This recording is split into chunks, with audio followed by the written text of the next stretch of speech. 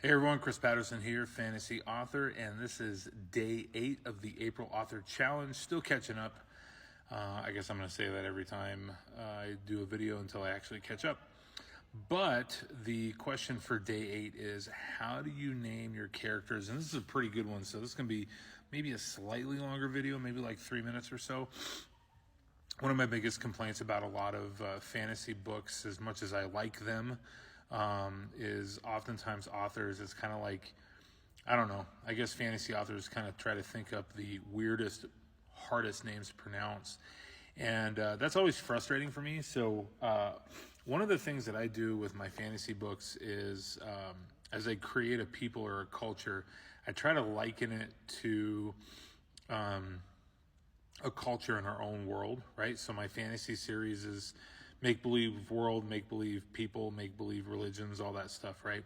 So if this particular people group in my book is Germanic, for instance, I will look up German names.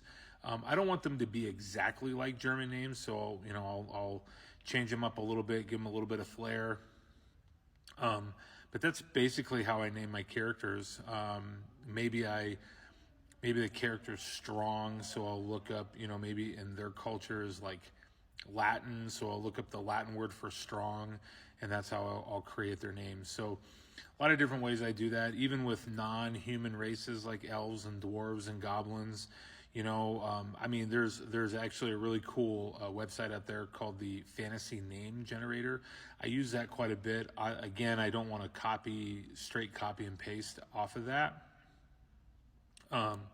For a number of reasons. I don't want someone to think that I don't think it's copyright infringement, but I don't want someone to think that I'm not putting any creative thought into what I'm doing.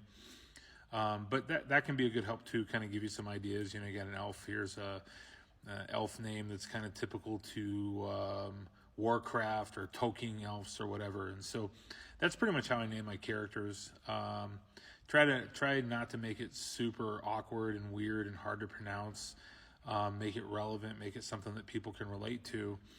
And then kind of on that note, the other thing that I do with my fantasy books is, I really try to diversify the different cultures, even if we're talking human cultures, kind of like in our own world, kind of one of the things that I think is kind of interesting is you pick up fantasy books and it's like everyone speaks English.